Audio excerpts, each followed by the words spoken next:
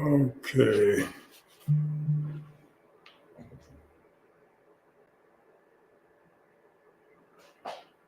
Hello, hello, hello. Welcome, welcome, welcome. Come on in.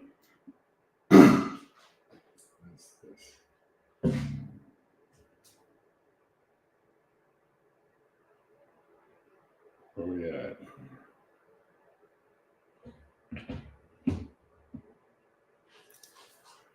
Woo-hoo. Yes, come on in. Come on in, you guys. Here, I'm in my office today.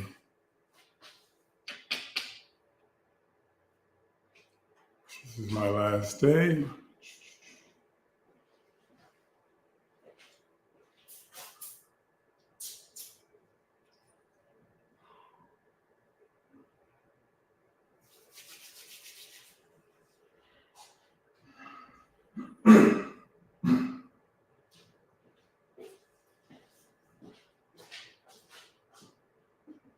Doo-doo-doo-doo-doo. Hello, hello, hello. Welcome, welcome, welcome. Today, as you know, is the last day of the year for me doing the live. So let's see. Hello, hello. Good evening. What can I do for you? Oh, I think, why is this thing jumping in here? All right. Well, today, we'll give a few minutes for people to come in. Olive Tones for you. Hi, Olive. Unstoppable. Hello, everyone. Going to give a few minutes for people to come in. Well, I'm in my office today. I'm not upstairs. I figured I'd give you guys a real lesson to go out or to go into the new year with. I know we talked about the total body reset. We talked about that for all of the time since I've been on, so to some degree or another, but today is something different altogether. Oh, thank you. Happy New Year to you. I appreciate that. Thank you. Oh, in San Diego, huh? I love San Diego. No, I looked out there every weekend for months I think I was trying to buy a lot. I was trying to get acres. I wanted an avocado ranch. This was years ago, but I ended up buying in Lake Arrowhead, believe it or not, which was great. I mean, it was good. It's a beautiful home. It had all 4 seasons. And being on the fire department, I was definitely able to go there and come back, go to work in LA because we only work 10 days a month. So that was really good. But thank you for that. I just want to make sure, because this is the last Thursday that I'm doing. Of course, Sunday is Christmas Eve and Monday is Christmas Day. And then Tuesday is Kwanzaa. And so I'm going to be out. I'm going to be in Chicago for the rest of the week. So I won't be back until New Year's Eve. And then New Year's Eve. And then the next day, we start the Total Body Reset, January 1st.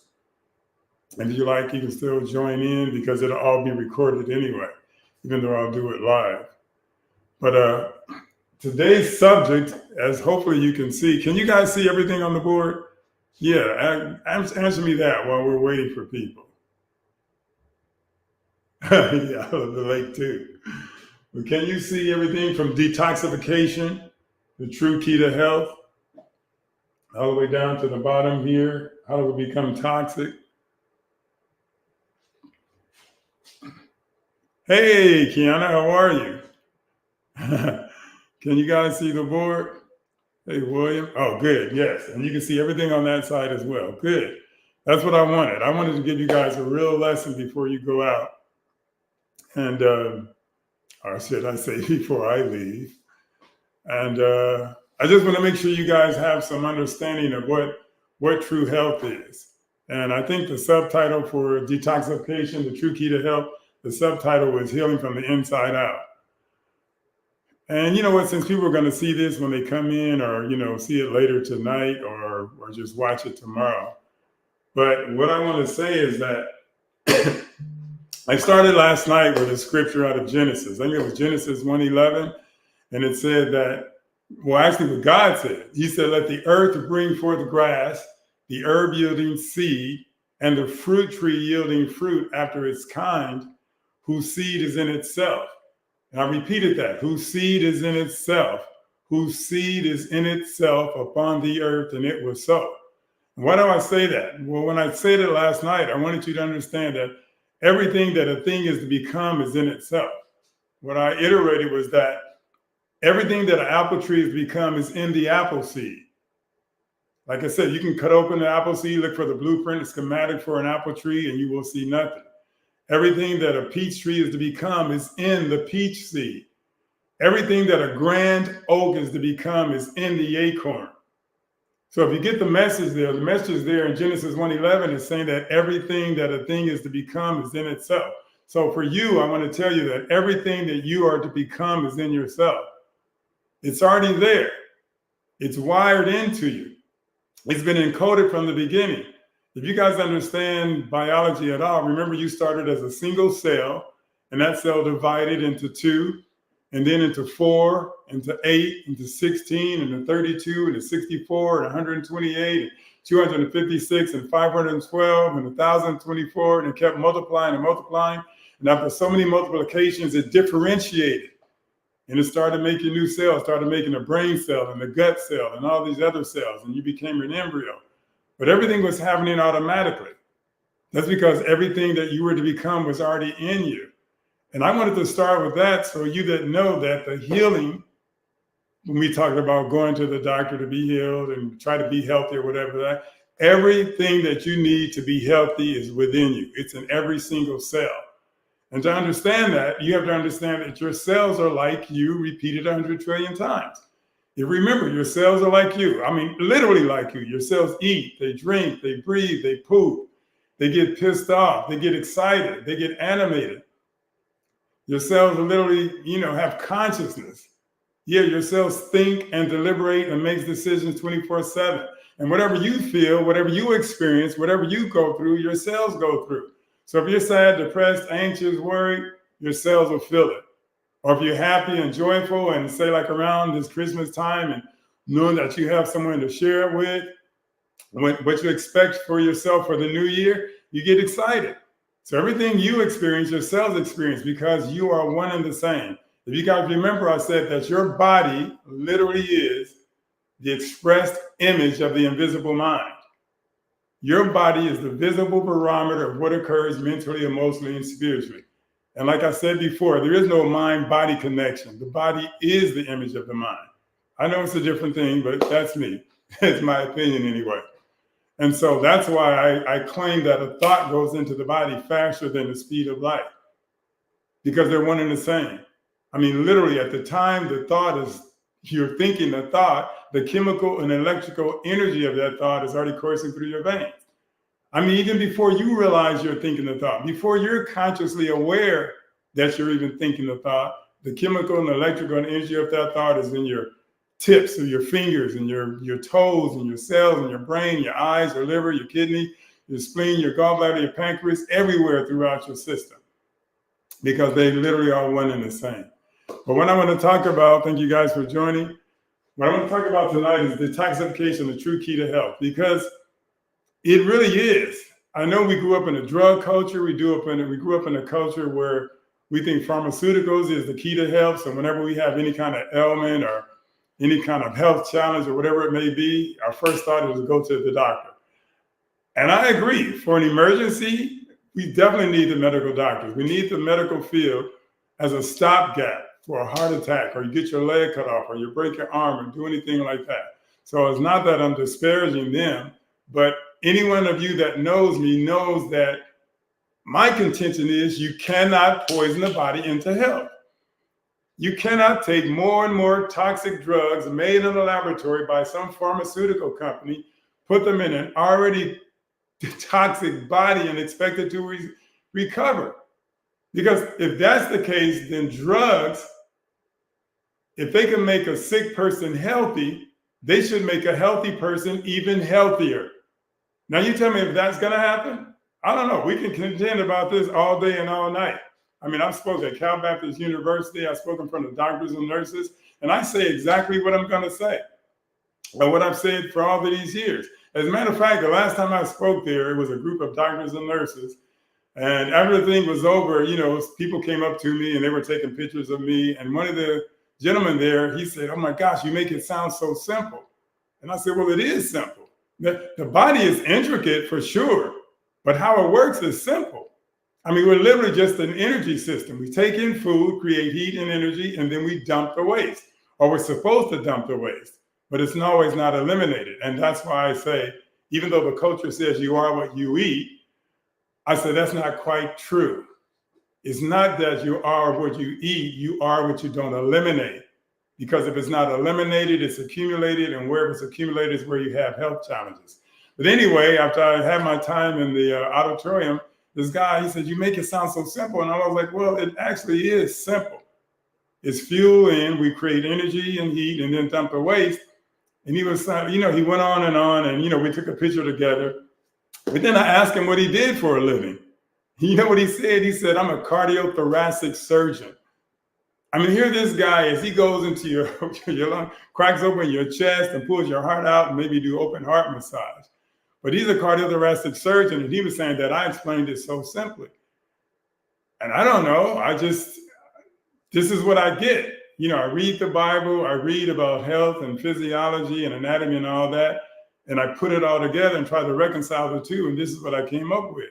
So I believe that detoxification is a true key to health, and you'll see why. So detoxification, it is a system, but it's a system not to treat or remove symptoms, but to remove the root cause of the disease. And see, everyone, I think the medical field, they're trying to get rid of the symptoms. They're trying to get rid of the symptoms. They're trying to treat you. And to me, my argument is there's nothing to treat. That's why I wrote the book, Body Intelligence. Your body knows what health is. And when the body signals what we call dis-ease, it's the body trying to get you to be aware of what it's telling you. It's trying to get you to associate your lifestyle with the symptoms that is presented. And you know that I've said before, your body doesn't cause your problems. It lets you know what the problem is. So literally, it's your body saying, "Listen, stop doing what you've been doing to cause me to signal you this way." So if you think of a smoke detector, it does not cause smoke, but it will signal you that there's smoke in the room. And so literally what the medical field is doing is like taking a hammer to the smoke detector. In this case, the hammer is a medication or a poison or a toxin, and they smash the smoke detector. Yeah, that stops the signal, the sign, the symptom, but you haven't gotten rid of the smoke or the fire causing the smoke. So it burns into the next room, sets up another detector, you get another drug, and you smash that detector. Stops the signal, sign, and symptom, but it doesn't get rid of the smoke or the fire causing the smoke. Goes into the next room, sets up another detector.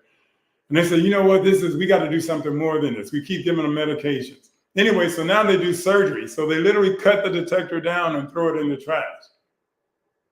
Still haven't gotten rid of the smoke or the fire causing the smoke. So it keeps burning and burning. This can go on and on and on, and you can end up with, well, this is how I got changed. You can end up with a bag, or like I saw this lady, 2 shopping bags and a shoebox for the medications. Took her to the hospital in the ambulance. 2 weeks later, she's got 4 more additional meds, and she's calling me to take her back to the hospital. That day, that's what woke me up. That's what sent me on this path, and that's why I'm speaking to you tonight. So to end this Thursday is to go on and go work. And if you can't see anything, I hope you can take, you know what, if you can't take a picture of it, snatch, I don't know. But I'm going to explain everything. I know this writing is horrible, but it is what it is. So detoxification, it is a system, but not to remove or treat or remove symptoms, but to remove the cause. So here's the 3 causes of disease, what we call disease.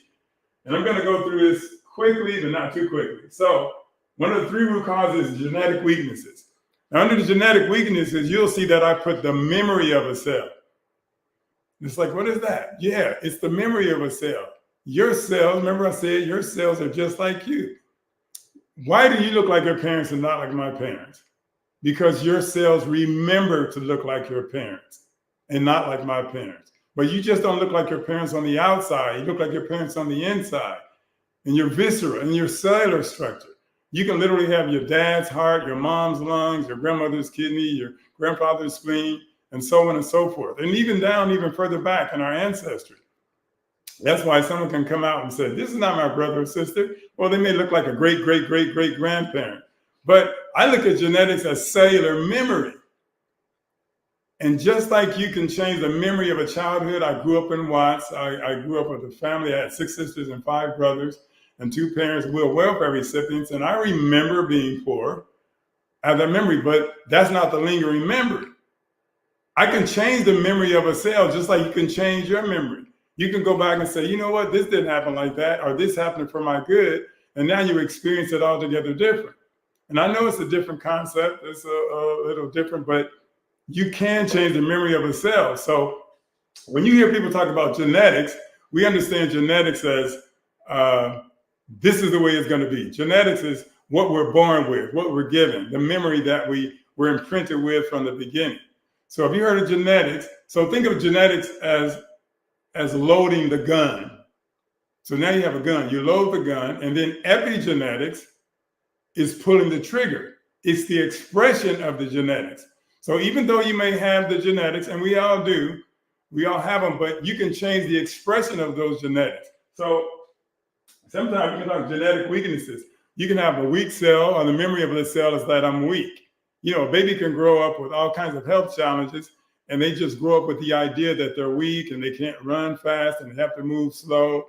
And so you can think about that, but you can change that memory by changing the body, by changing what you consume. And so now you can feel strong, and now there's a new memory. This memory that I have now is that I'm strong. And that's what I'm trying to explain when I explain genetics. Genetics is loading the gun, and epigenetics is pulling the trigger. So you can express your genetics, even though you may have genetic weaknesses, but we all have genetic strengths as well. But you can imagine even the weak ones, you can change it. And that's what the memory is. So the other way we get disease is toxicity, toxic accumulations.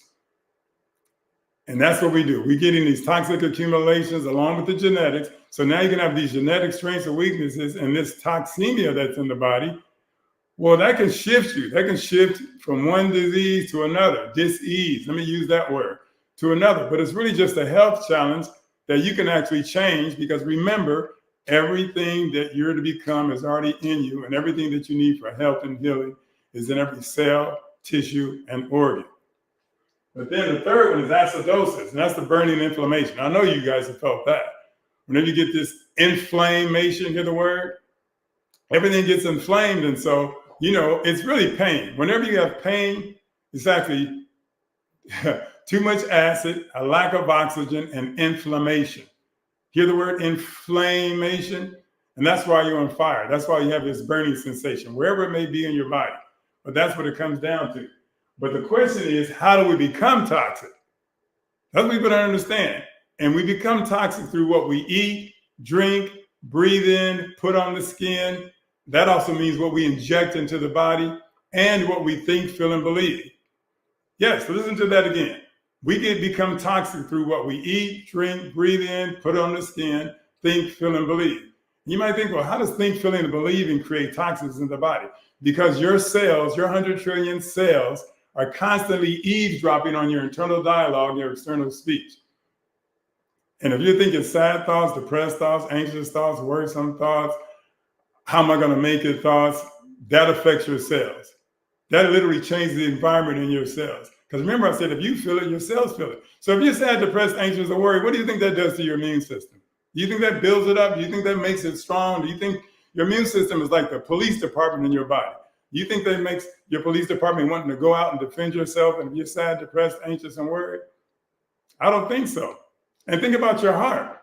You think that's going to make your heart stronger, or maybe slow your heart rate down, or maybe even speed it up, depending on how you're perceiving all of these things that are happening in your body? No, it's not. But this is how it works. We become toxic again. What we eat, drink, breathe in, put on the skin, and yes, what we think. And what we think is decided by how we feel is decided by what we think. In other words, your emotions literally are a byproduct of your thinking, not of your circumstances. I know we can sometimes think like, well, I feel bad because this thing happened or that thing happened. No, you feel bad because of how you perceive that thing. Humans are meaning-making machines, and we make things mean what we want them to mean, or maybe not what we want them to mean, but we're the ones that are creating the meaning And then we feel the way we feel because of what we made it mean. Because that exact same circumstance can happen another time, and then we laugh about it. Why do we laugh about it? Same incident, but we make it mean something else, and we just go like, you know what? That's not a big deal at all. And we laugh because we are the creators. Here's my 5-second rule. You literally are the director, the producer, the screenwriter, the cinematographer, the key grip, the food services, the entire staff that produces the picture, sounds, and feelings that you call your life. And because you're the director and producer, you're making the movie. You're telling the story. And the story that you tell yourself creates how you feel. And then how you feel creates how you behave. And how you behave creates your destiny, and there goes your life. You're doing it. It's out of your own imagination. That's okay, we're gonna go on. But that's how we become toxic. And so from here, we want to go to the nature and purpose of disease. I know it's crazy. You know, why do we even have it? You know, what's the nature and purpose of disease? You know, what is that all about? And, you know, I have a chapter in my book called The Body Speaks. Well, it's sickness and disease is simply the body making a request based upon its needs. Is your body telling you, like, hello, listen, stop doing what you've been doing to cause me to signal you this way? That's exactly what it's saying. It's trying to get you to associate your lifestyle, however it may have been, with the symptoms that it's presenting. And sometimes there's this space between how you've been living and eating. Say, you know what, when you're younger, you can eat all kinds of toxic foods and fluids and drink, you know, alcohol, which is a protoplasmic poison. But because the body is built with such redundancy and such energy and such life and such blood flow, lymph flow, and nerve flow in your youth, that you can get away with all these things. And then as the time goes by, and I don't even like to call it aging so much, is that when you've been in the earth longer to allow more waste to accumulate, now the body has to describe that. The body has to let you know. The body has to get you to associate what you've been doing with that. Like I said, if you're walking around and you happen to put your hand on a hot stove, bam, immediately you get the reaction. Immediately your body tells you, oh, move your hand away. And you don't even think about it. It's so fast. It's so sudden. But for the most part, when we call these diseases, there's acute problems like we can have a cold or whatever, something happens right now, and then we can have something that's chronic. You know the difference between acute and chronic disease? Acute disease is something that, you know, just happens, the body lets you know, and in a few days you're over it. It's just like a cold. If you have a cold and you don't detoxify the cold, it turns into the flu. And if you don't really detoxify the flu, it turns into pneumonia. See, it's the same thing. It's just going deeper and deeper and deeper into your lungs because instead of rimming their cold like you're supposed to by detoxification, you're going to take some cold serums and gold syrups and you just push it in further until later on, now it's the flu. And now from flu, you keep pushing it around, taking medications for it. Clear it out. That's what the body's trying to say, but it has to keep speaking. As far as the stuff goes into your system, the body still wants to alert you. That's the body's intelligence, but that's how it works. So if you can see here, the body speaks. So think about dis-ease as the body speaking to you.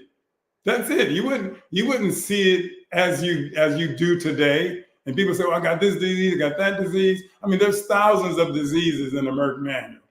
There's thousands of diseases on paper. And you can language something. What if I told you you have von Rickenhausen's disease?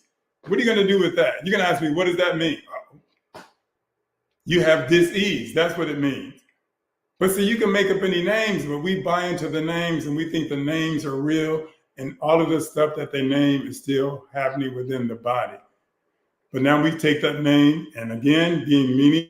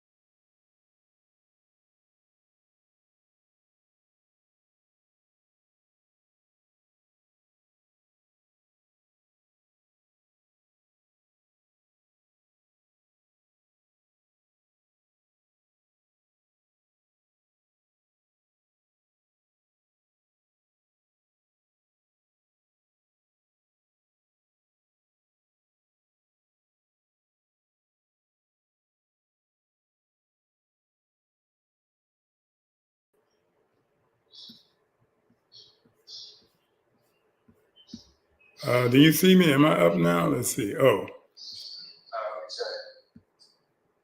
hopefully I got this stuff live. I think so. All right. Are we back? Sorry about that. I think the power went off here and across the street. Can you guys hear me and see me now? Okay, yeah, I got that. I'm frozen. Am I unfrozen? Some of your brothers today. Okay, yeah, you're back On both? Okay, you guys, let me continue because everyone's there. So, what was I? I was at the body speaks. So disease, I said, if you look at the nature and purpose of disease, it's to speak to you, it's to let you know. So whatever you were driving, through the rain in the dark and going through another state, and you went down a road you've never been down before, but the bridge was out. Wouldn't you want someone to tell you the bridge is out? Wouldn't you want the fire department and ambulance or someone to put some cones up and some lights up and tell you, listen, the bridge is out? That's what the body's doing. That's what the nature and purpose of disease is, to let you know that something is going wrong why? Because of how you eat, drink, breathe in, put on the skin, or because of what you think, feel, and believe. And so it wants you to get you to associate that. So if you didn't have any warning, you just go right down the road, right off the bridge. But if you can understand sickness and disease and its purpose is to let you know that something is going wrong and you need to fix it. That's what I did my whole life on the fire department. Whenever we got a call, by and large, something went wrong and we have to go in and remedy the situation. It was going to get worse and worse and worse until we showed up and mitigated the situation, and then we made it better, where your body is doing the exact same thing. It's speaking to you, making its request based upon its needs. Now, you can answer it incorrectly and prolong the issue. Think about it. Like when you cough, what is the body doing? It's trying to excrete something out of the upper respiratory tract. But by and large, you can go buy a cough suppressant. When the body's trying to eliminate through the skin, you can put some stuff on the skin and try to push it back in. But the body's eliminating through the skin because it has more than what it needs. It's trying to eliminate. The body's always trying to eliminate through the bowels, the bladder, the lungs, the skin, sometimes through your eyes, your sinuses, your palate, your genitalia. It has to evacuate this noxious and toxic waste. And it signals you with signs and symptoms. But if you ignore them, they're going to increase. I mean, again, think about the first symptoms you had as you're growing up and you learned to associate with your body. It was that funny feeling, the urge to urinate. And you realize that, okay, if it feels like this, that's number one. But if it feels like this, that's number two. It was the first time that you associated symptoms with what your body was presenting. The first time that you consciously made yourself aware of what those two things meant. But then you learned about what being too hot is or too cold. You learned about hunger and thirst. You wouldn't consider those diseases, would you? But by and large, they really are. Because if you had to urinate and you ignored it and you ignored it and you ignored it, wouldn't it get louder and louder where it's disturbing? That's dis-ease. Or just getting hungry. You know how you can go on and don't eat, you're getting hungrier and hungrier? Well, what is that symptom? That symptom of hunger, that's your body telling you, okay, I need more fuel. I mean, because if you keep going, what's going to happen? It'll go just from the feeling of the emptiness in your stomach. It will take another step up. Now you can get lightheaded. Now you don't have energy in the cells. Because if you don't eat, your cells don't eat. They get fed just like you do, remember? So now what if your cells go without enough food? What if they go without enough oxygen? What if they go by being too complacent and having so much inactivity? Or what if they get worn out? You know, when you get tired, you can stay awake and try to. I'm telling you, during the LA riots, I worked literally from morning till night without eating till 3 o'clock in the morning. We finally got something to eat, but we're just going on and on and on. We literally had 3 fires every 60 seconds. So the next day I had to drive all the way to Lake Arrowhead from LA, from downtown LA. And I'm just driving and then I'm literally just falling asleep at the wheel. I couldn't deny that. It's a symptom. Sleep is a symptom. So I had to pull over, get off the freeway, go to sleep, take a nap, and then I answered the symptom correctly. And then I was rejuvenated, and then I was able to drive home. So if you have the symptom to urinate or defecate and you ignore it, you know what's going to happen. If you have the symptom of hunger, it'll take you from just being hungry to being weak, to being lethargic, to being lightheaded, because it's the body signaling you. But you know what that is. But when you have headache, nausea, vomiting, blurred vision, bleeding, you don't always know what that is. So you go to the doctor, get a drug. I'm not going to say anything else about that part. But that's what the body's speaking to you is. That's what it is. And then I said, what is disease? And disease, because people think of disease as a noun, like it's a person, place, or thing, like it's an entity, it's an attack on the body. We think of disease as a thing, and it's coming to get us, and it chases us down. I mean, think of the way that people language cancer. Oh, they had cancer, they had breast cancer, and so they cut the breast off, and so the cancer left, but then it came back into the liver, and then it was in the spleen, and then it moved over. It sounds like a ghost to me. If you think about it, where your language goes, your thinking goes. The way they describe cancer, it literally is like a ghost. It was here, it was there, then it moved away, that's so-called remission, and then it came back as if it left and came back. It never went anywhere. You still live in that environment. You created an environment for cancer cells to thrive and proliferate. It's called the biological terrain. And when you make the biological terrain conducive to disease, the body wants to tell you that this environment is not good. And that's why I always use the metaphor, if you change the environment and make it not conducive to all of these germs and viruses and bacteria and fungal forms and mold and yeast, candida, whatever it is, they won't live and thrive or proliferate. So again, if you take a polar bear from Alaska to Las Vegas, you can give him all the water and the salmon and anything else he loves to eat, he's still going to die. He's not going to last in that 110-degree weather. That's not the environment that's good for him. And it's the same thing in the body. Make the environment good for you. So when you say, what is disease? It is not a noun. It is not a thing. It is not an entity. It's not something that's going to sneak up on you in old age, which we think as you get older. It's not going to jump on you like a bear and carry you around or whatever. No, it's a verb. Disease is a verb. It's an action word. It is the action of the body. It is instituted by the body. It's the body speaking to you. It's the body saying, stop, listen to me, take care of this. That's what it's saying. So when you see it like that, you know it's not just an attack on the body, it's your body signaling you that something's wrong. Now, you know how your body signals you that you feel great and animated and high and happy? Just like you're signaled like that, you can be signaled another way. But that's the way it is. So think of disease not as a noun, but as a verb, as an action that's instituted by the body to get you to associate the lifestyle that you've been living with the symptoms that it's presenting. Okay? Now, there's 7 stages of disease. And I wanted to break this down so you guys can get it before you leave so you can understand it across the board. The first stage, I know I just put the letters in. I don't want to fill up the board so you couldn't see it. But it's E, it's for innervation. That's ENERVATION. Innervation, what that is weakness in the, I don't want to call it weakness, but not having enough nerve energy to take care of the situation that's going on in your body. So if you don't have enough nerve energy to take care of some toxins that's in the body or things that come into the body that made their way through, if you don't have enough nerve energy to take care of it, or if what you have to take care goes over and beyond the nervous system's energy to do, that's the first stage. So if you have to lift 100 pounds, and normally you could lift 100 pounds when everything is fine and you're strong. But if you get weak and you don't have enough nervous energy to lift 100 pounds, now that 100 pounds is overwhelming. So that's the first stage of disease. And then because you don't have enough nerve energy to take care of the situation, that's how you become toxic. Because remember, viruses, bacterial, fungal forms, mold, yeast, candida, they go in and out of our bodies every day. When our immune system is strong, when our nervous system is strong, when our blood flow is good, our lymph flow is good, our nerve flow is good, we can take care of it. That's it. As simple as that. But if that goes down, now we can't take care of it. So that's how the toxins come in and stay.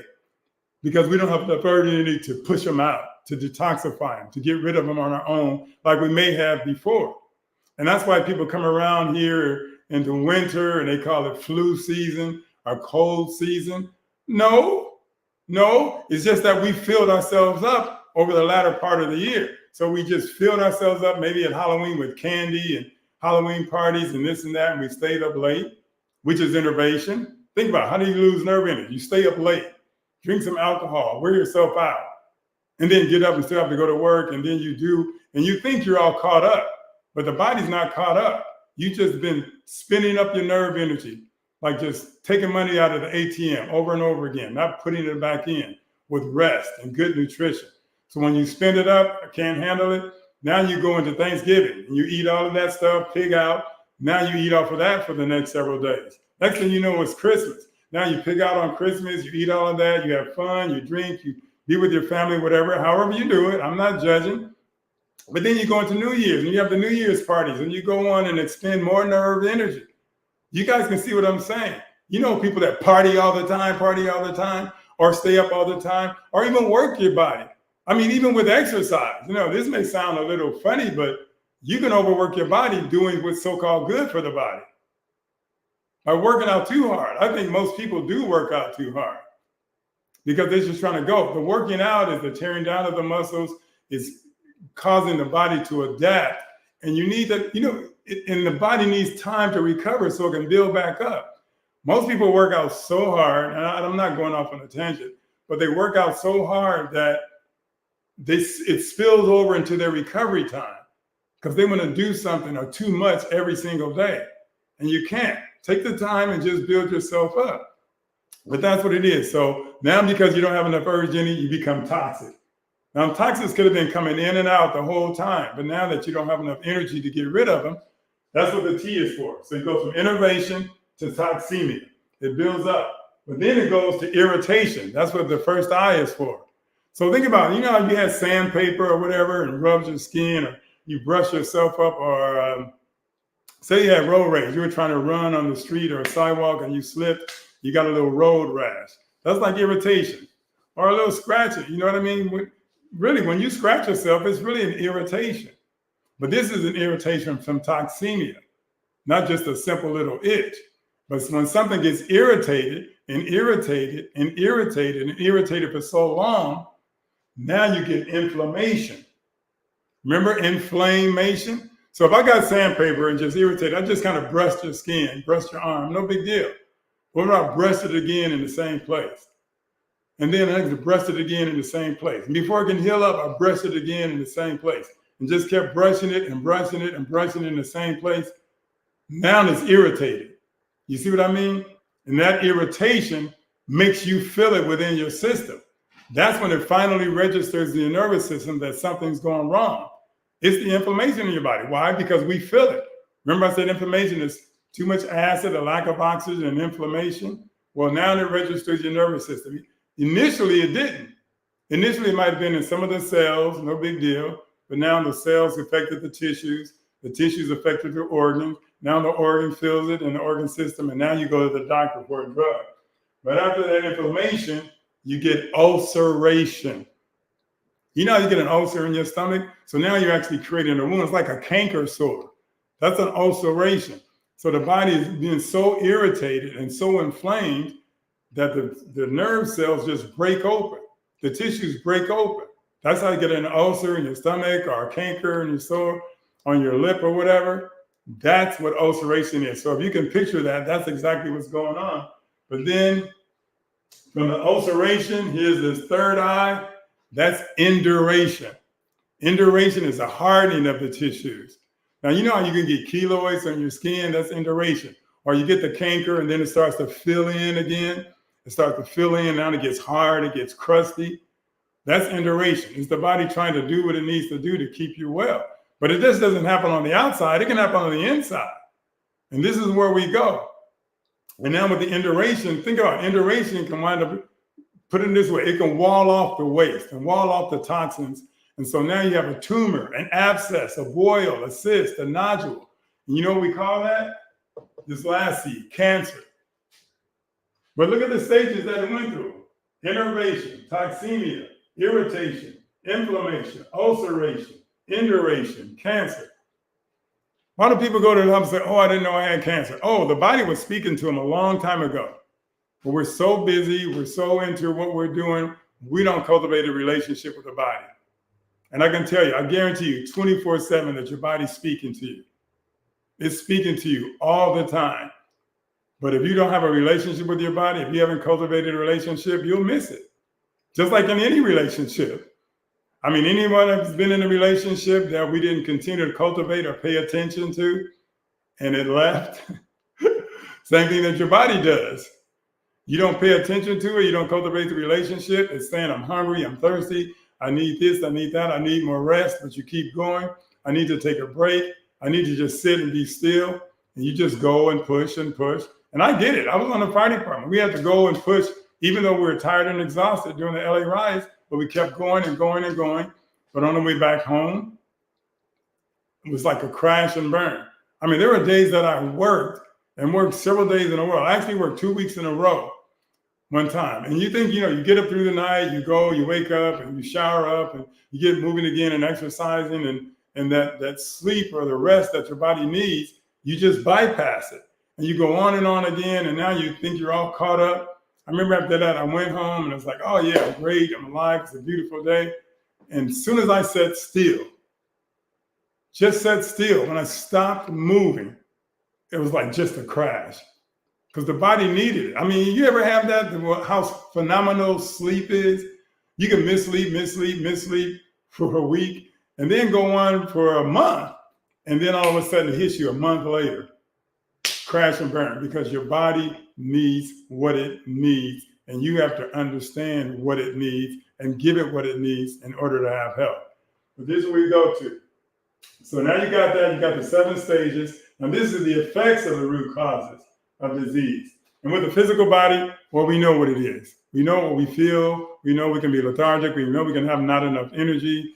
It affects our job. It affects our work. It affects our study. It affects our daily routine, because now we don't have enough life force in the body to do what we need to do. I'm a proponent that the body is an energy system. It really is. You can cut off both legs and arms and still be alive. We call it a digestive system, but it produces energy through digestion. So we put in food, create heat and energy, and we're supposed to dump the waste. But we know that doesn't always come out.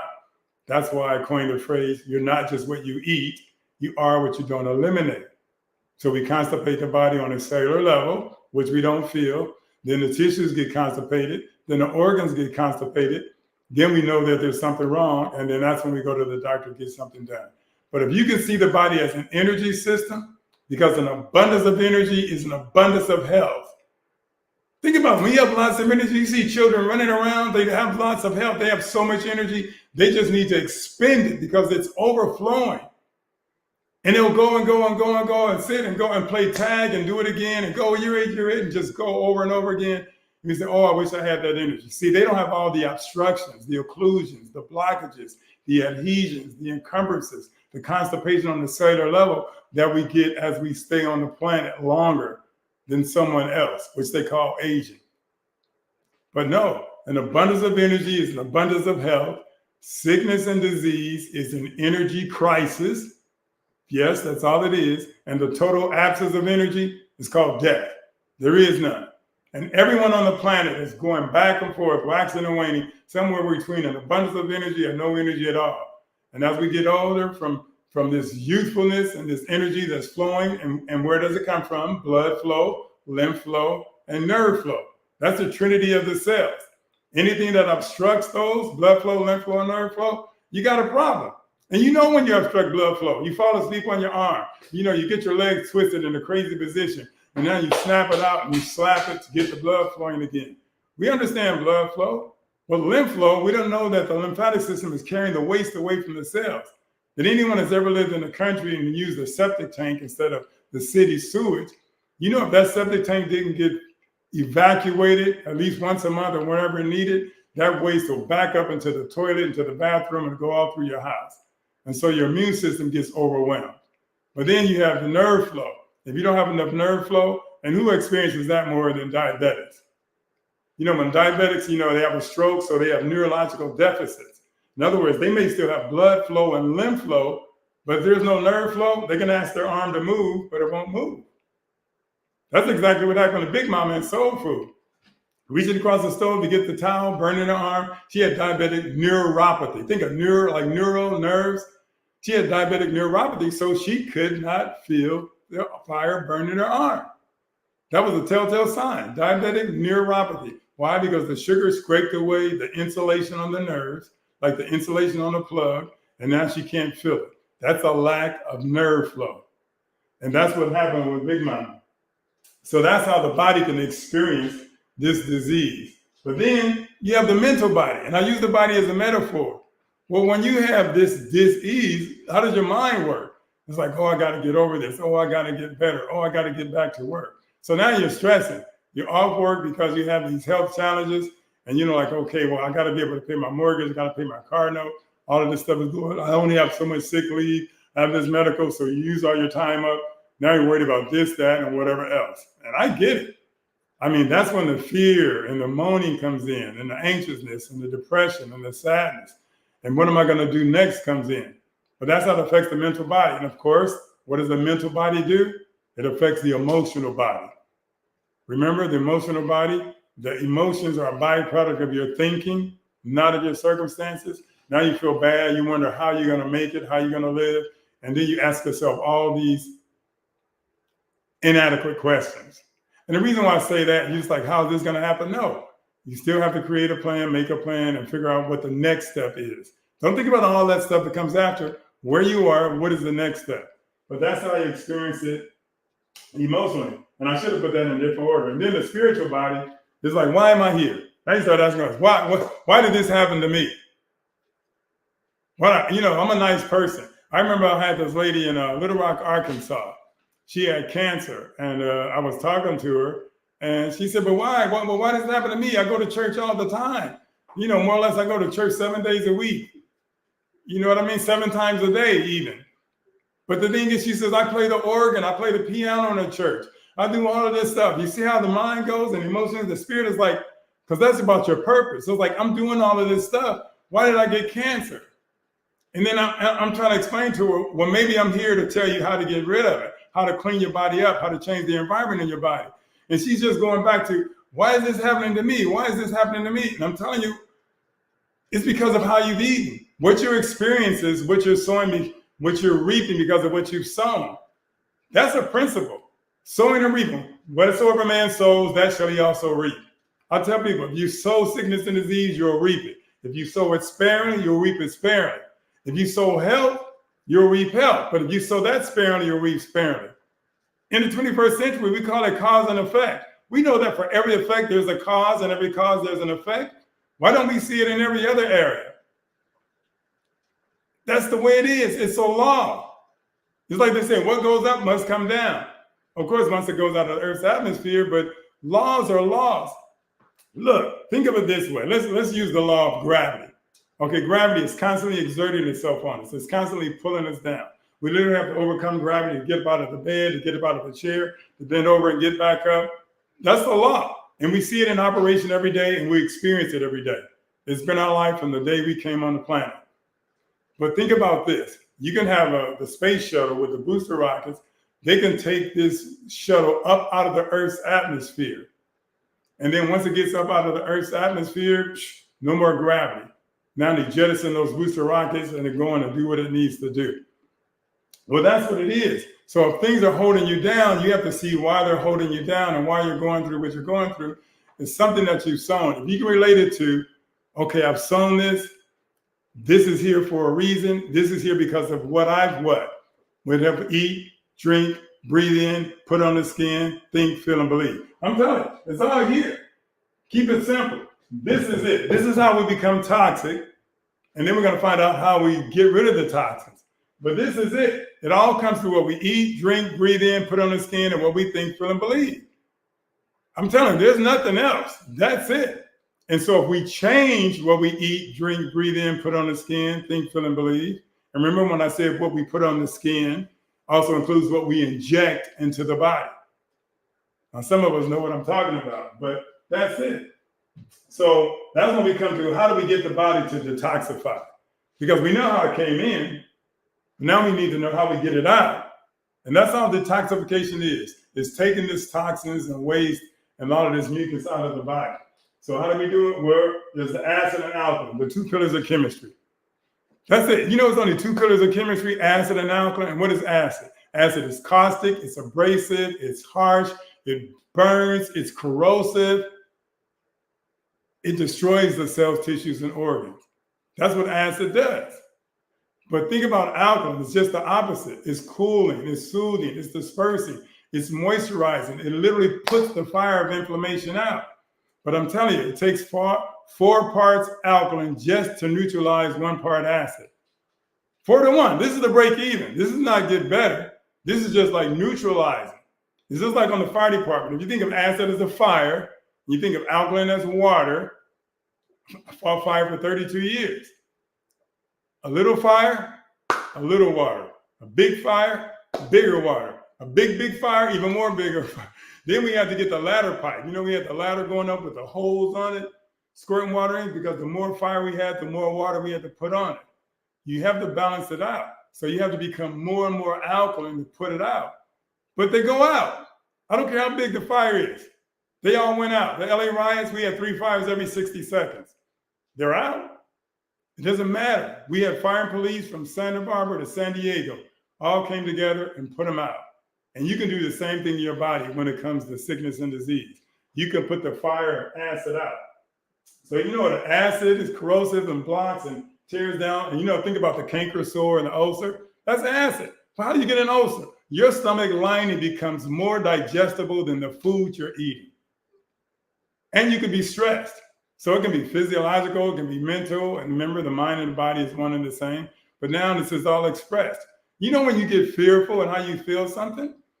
That's it. Somebody calls you and it's like, oh, my friend, my neighbor your cousin just got shot. And you feel it and you get on the phone or get in the car and take off, and then they call you back and say, no, it wasn't the neighbor.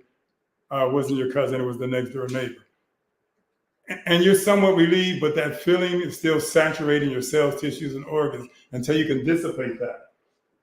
So if you know acid and alkaline, the two pillars of chemistry, now it's your food, your body, and you. How does acid or alkaline work on your body? That's the bottom line. Now think about this. Now you know you can have acid, foods, and fluids, right? That's clear. But we don't think about acid thoughts and acid emotions and acid relationships and an acid job. You know jobs you don't like? It's acidic. You can have an acidic relationship. I remember a lady, she wanted to be with this acidic guy just because he was an acidic guy. And I'm like, leave him alone. He's not good for you. But she knew that, but she wanted it. So I tried to give her an analogy so she can be clear. I said, okay, wait a minute. What if you had a 2024 Porsche? It's white with tan interior, has a great speaker system inside, you know, beautiful tires, this, that, and whatever else. And you got in the car, you started it up, and you went 3 blocks and it shut down on you. So you took it to the mechanic. They charge you $2,500 to fix it. You get it back, you go 3 blocks, it shuts down on you. It's like, what is wrong with this thing? You take it back, they charge you $3,500. You drive it 3 blocks, it shuts down on you. And you do it again. Now it's $6,500. We said we got it all done, it's right. You drive 3 blocks, it shuts down on you. I don't care how beautiful the car is. It is not taking her where she wants to go. So it doesn't matter how handsome some guy is. If he's not taking you where you want to go, what do? And this goes for guys as well. Yeah. Oh, she's fine. She's got this. You got all of that other stuff. Yeah. Well, where's all of that stuff taking you? Is it lifting you up? Is it adding to you? Is it subtracting from you? Is it multiplying or dividing you? I always look at everything mathematically. I mean, because, see, you can step back. You can take how you feel out of the heart, take the elevator up to your brain, and be objective and say, just be truthful. Say, this is not good. And maybe say, this is not good and I don't know how to get out of it. At least that's a step in the right direction. But that's how it is with the body. And that's what we do. Acid is not relegated to just foods and fluids. You can live in an acid environment. You can live in an acid where the air quality is acidic. It's horrible. And you hang around these acidic friends. Your group, your community, your tribe is acidic. And you know they're acidic.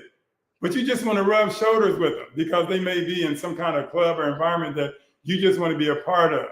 So when you're letting your ego just pull you out, and it's destroying your health from the inside out. But now that's how your body affects you. So your food, your body, and you. Because sickness and disease is a demonstration of the fuel that you consume and your body's response to that fuel.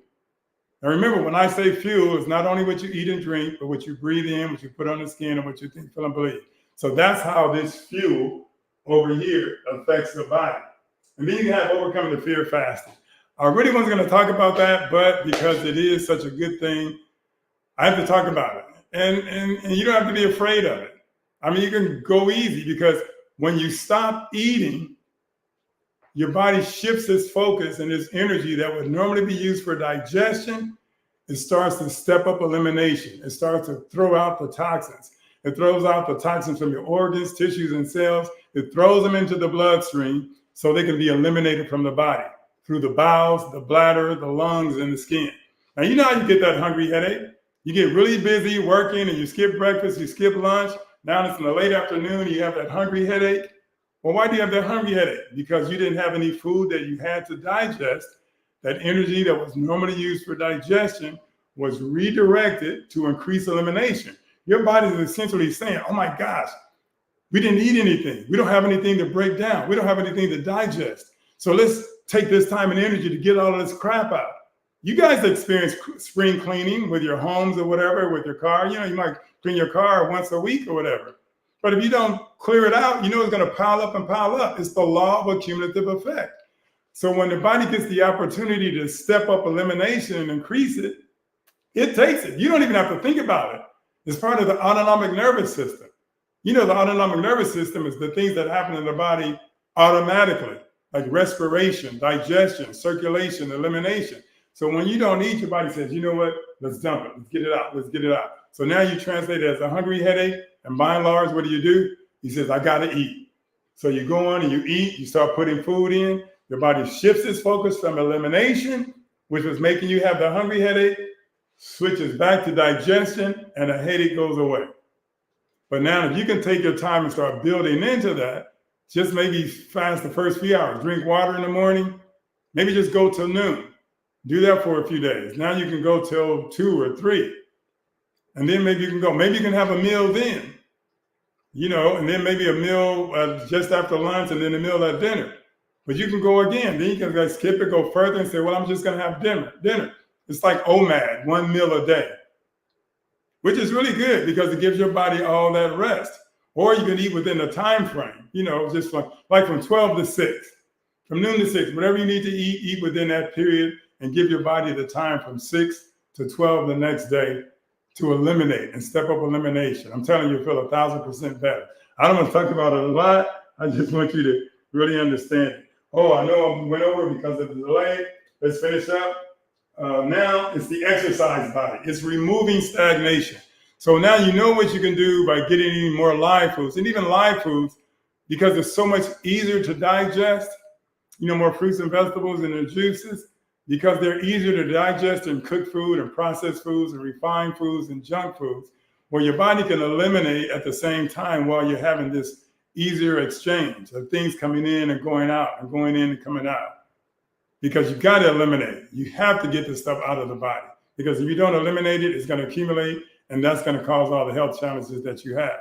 So if you can exercise, because I was just talking to a gentleman the other day, he was putting all kinds of crap in. Now he was starting to exercise, which is like stepping on the gas. That's a good thing to move you forward.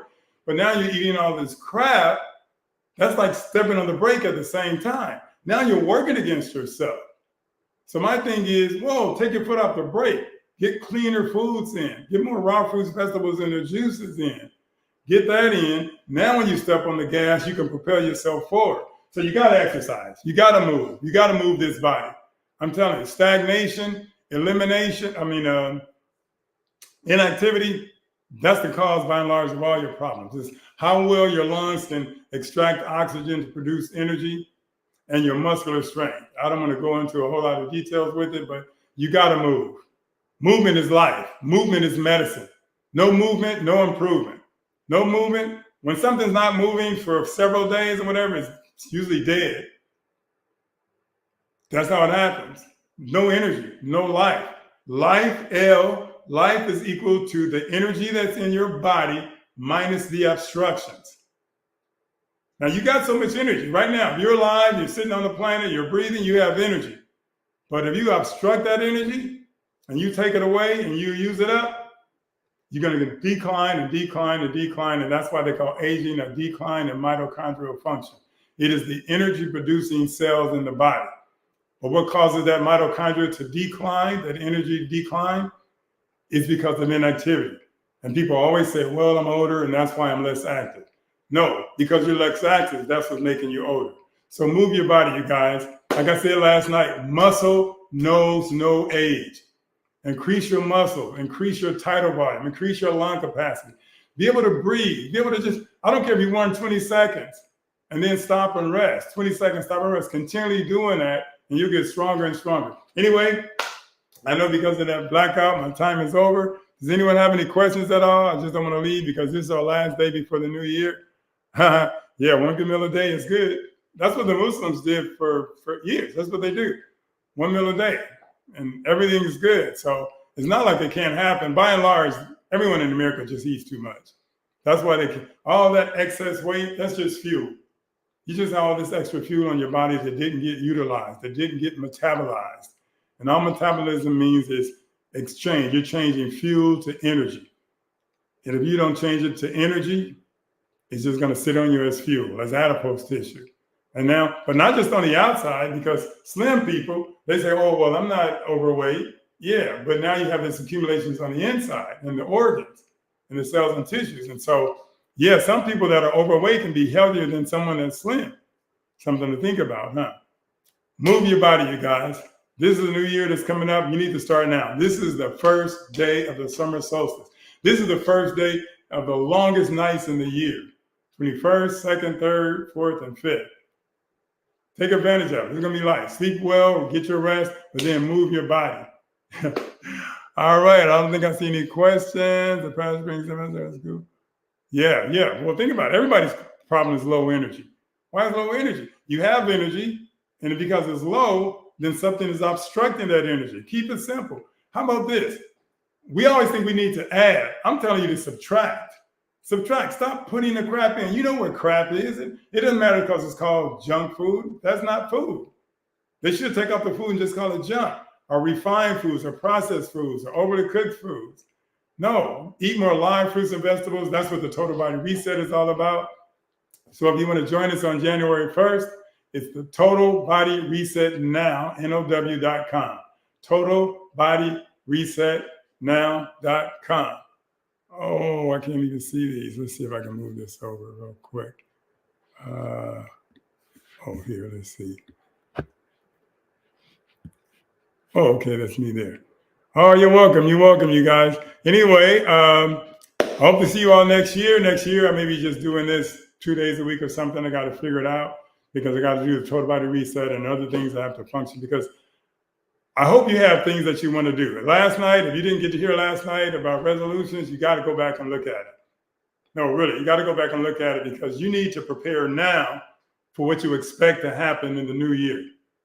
Don't get to the new year and then start trying to bumble and make it happen. No, just all I'm going to say about it is go to the one I did last night, to the live, okay? Love you guys. We see you next year. We all make it into the new year. That's what we're here for. We all have something to do. Let's create this tribe, you guys. All right? Take care.